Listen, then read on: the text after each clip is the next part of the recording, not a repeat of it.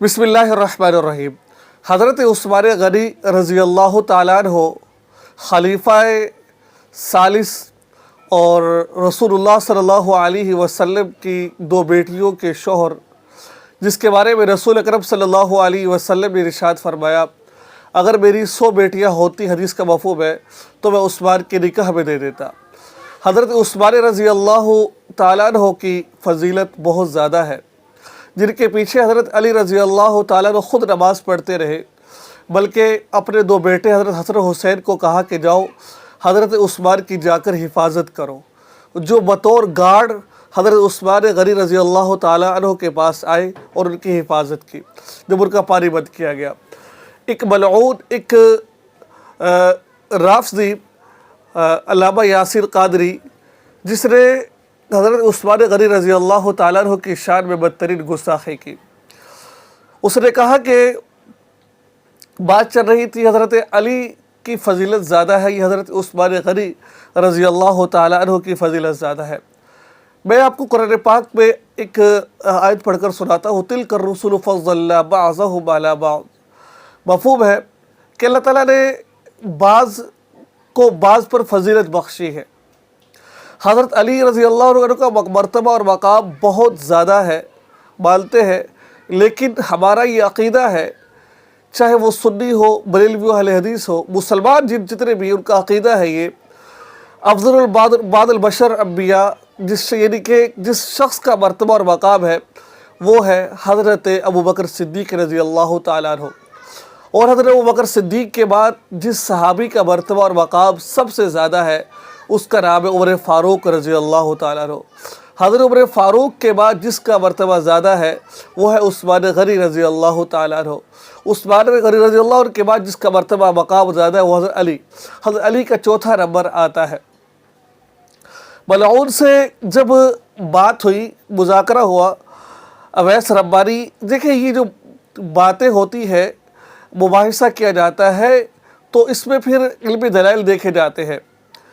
तो अवैस रब्बानी जो इस ब्रॉडकास्ट को कर रहा था, जिसमें इल्मी मुबाहिसा चल रहा था, जिसके अंदर उसने कहा कि जो सबसे ज़्यादा मर्तबा और मकाम है वो हज़रत अली का है। आप सब समझदार हैं, अक्लमंद हैं, और आप ये समझते हैं कि हज़रत अली को, यानी कि तमाम सहाबा को पीछे रख कर हज़रत अली को फजीलत देने वाले कौन लोग हैं, इसमें वजाहत की कोई ज़रूरत नहीं है। लेकिन मैं चंद चीज़ों का हवाला देना चाहता हूँ। उसने कहा कि जंग बदर के अंदर हज़रत उस्मान शरीक नहीं हुए, बैत रिज़वान में नहीं थे, ठीक है, मुख्तलिफ़ मकामात पर। तो इसका एक मैं इब्न उमर रज़ी अल्लाह ताला अन्हु की जो मैंने जवाब नहीं दिया, बल्कि इब्न उमर रज़ी अल्लाह जवाब दिया, बल्कि अल्लाह ताला कुरान पाक में ख़ुद जवाब इसका दे रहे हैं। तो आप इस जब हवाले को सुनेंगे तो आपको ख़ुद यकीन आ जाएगा कि हकीकत है क्या है। आता है कि उस्मान बिन अब्दुल्ला बिन, वो मुकम्मल बात को सुनिएगा, मैं मुकम्मल आपको दलाइल देना चाहता हूँ। मैंने कुछ फ़ज़ाइल आपके साथ बयान कर दिए।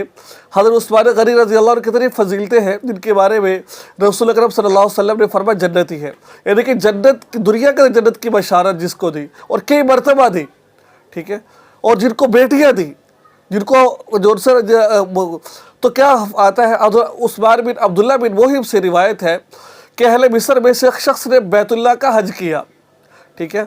इसने कुछ लोगों को बैठा देखा तो पूछा ये लोग कौन है, तो उन्होंने कहा कि ये कुरैश के लोग हैं।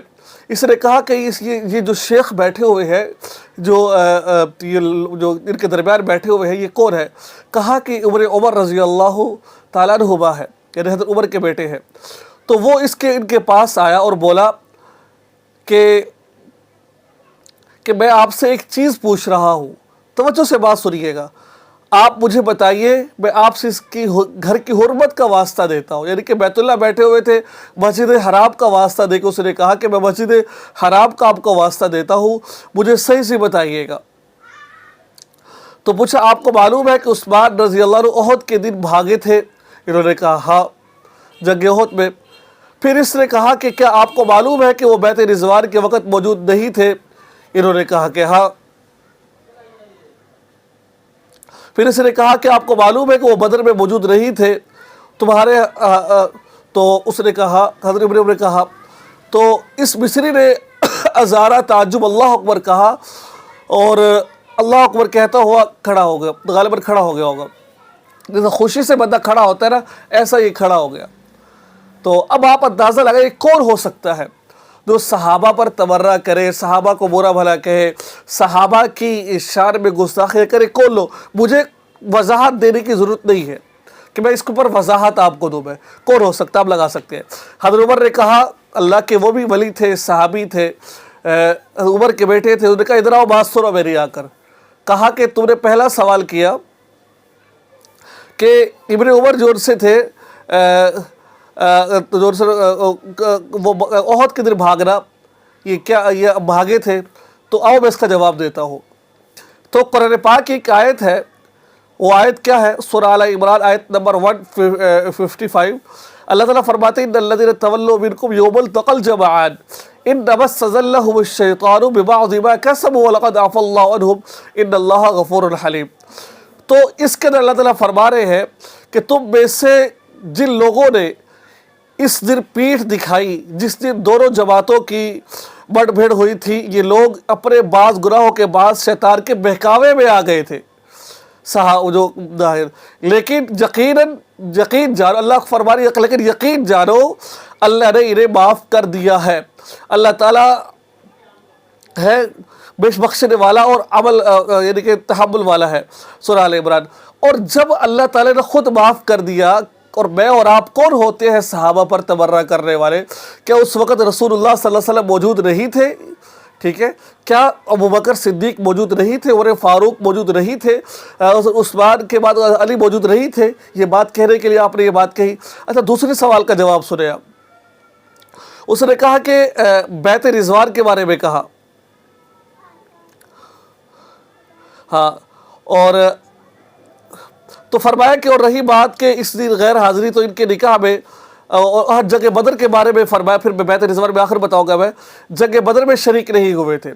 تو رسول اللہ صلی اللہ علیہ وسلم حدیث کا مفہوم میں فرمایا کہ آپ جنگ بدر میں شریک نہ ہو، بلکہ آپ جو میری بیٹی ہے، جو آپ کی زوجہ ہے، جو بیمار تھی غالباً، ان کے پاس رہے آپ، لیکن آپ یہاں رہیں گے اور ایک آدمی جنگ بدر میں لڑے گا تو آپ کو اس کے برابر ہی ثواب ملے گا۔ کہنے والا کون ہے؟ رسول اللہ صلی اللہ علیہ وسلم ہے، ٹھیک ہے۔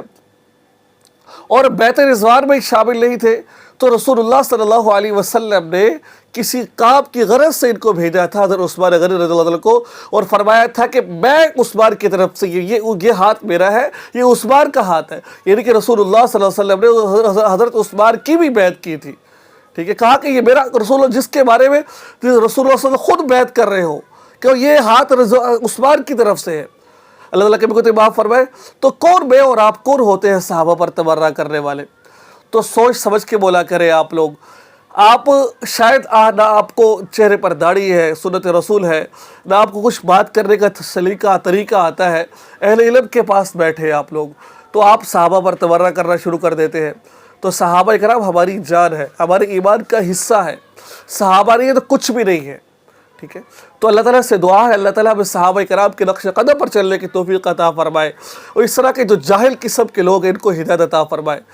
دعاؤں کی درخواست ہے، چینل کو سبسکرائب کر لیجئے، فیس بک پیج پر اس پر فالو ضرور کیجئے۔ السلام علیکم ورحمۃ اللہ وبرکاتہ۔